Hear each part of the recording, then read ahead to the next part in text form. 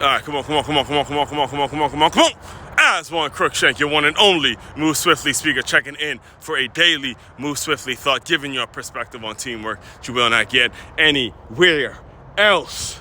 Great day today, great 10-mile run today. Weather was nice and cool.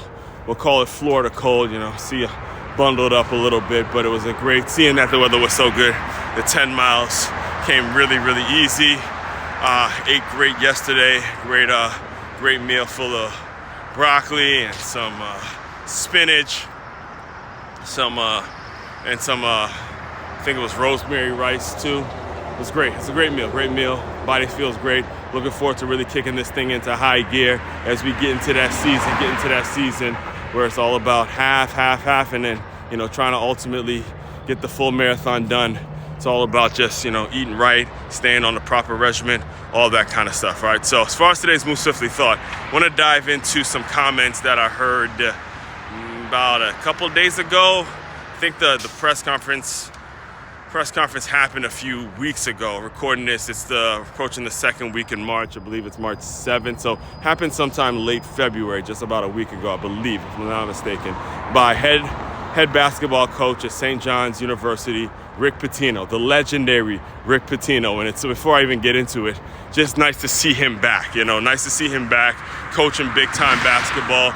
They did him dirty with that Louisville thing, man. They did him dirty. I remember actually reading his story when all that broke down, and how guys were getting paid, and there was all sorts of just things that were going on that I'm not saying that he didn't do, but if you look at just college basketball and the way it's set up, and actually it's going to lead into what I'm going to talk to you today about, but in the way things are set up, he wasn't the only one creating benefits or doing certain things for these top recruits when they come to campus and all that kind of stuff, right? So it was, if you go back, right now the name of the book is escaping me right now, but if you just look up Rick Pitino, I believe it's like The Truth or something like that, where he tells his side of the story of what all those allegations that came out about him that ultimately made it so he was pretty much forced out of Louisville. I believe he coached overseas for a little bit, and then now he's back coaching big time college basketball. So just happy to see him back doing his thing. But anyway, it was a press conference in which he just said flat out,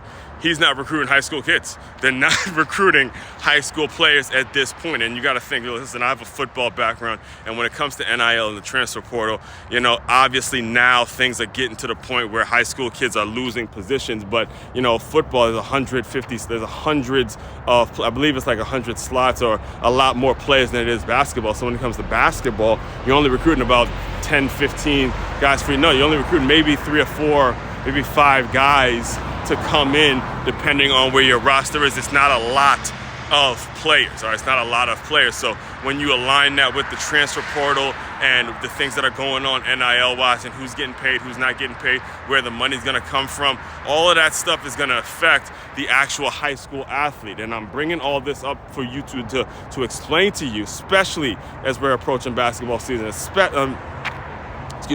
not now we're approaching basketball season, especially since we're approaching March Madness, and we see what March Madness normally brings in and the kind of excitement that goes on with March Madness.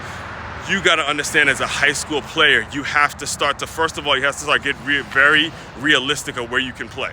You have to get very realistic of where you can play, and you have to figure out now, how are you going to be of a resource to the university, not the other way around, all right? Because playing ball now, again, there's all sorts of opinions about how things are going with the transfer portal, if it's ruining college sports, all that kind of stuff. Look, I cover all that in Transferring D1, my latest book. Go get that at makeyourmove.com. But the message that needs to be said to all the high school kids is, you got to start looking at yourself as a resource to a university and not looking at the university as a resource to you, because that's just the privilege of playing basketball. Okay, you're not a regular student at this point. Now you're talking about playing basketball, and you got to ask yourself, how am I a resource to that university, regardless of the division level, where they play, or ESPN, all that kind of stuff, where they play in the media and all that. You have to start asking yourself, am I a resource to the university? Because now these powerful big time universities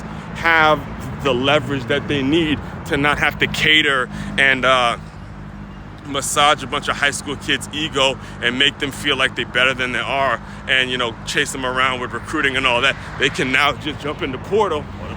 Across the street here. They can just jump in the portal and find college-ready players who can play right now, and they're already used to it, and they can get them the wins that they need now. That's what's important, and that's probably the most important takeaway from what Coach Rick Pitino said. All right, so I'll probably do a deeper dive on this next week sometime as we get closer to March Madness and really diagnose his comments and what that means to the high school game and all that good stuff. So all that being said, main website to check out to dive deeper into everything I do, makeyourmove.com. That's makeyourmove.com. One-stop shop for your teamwork and your self-development needs. As one, Crookshank, your one and only Move Swiftly speaker. Checking out. You guys continue to move swiftly. We talk more soon.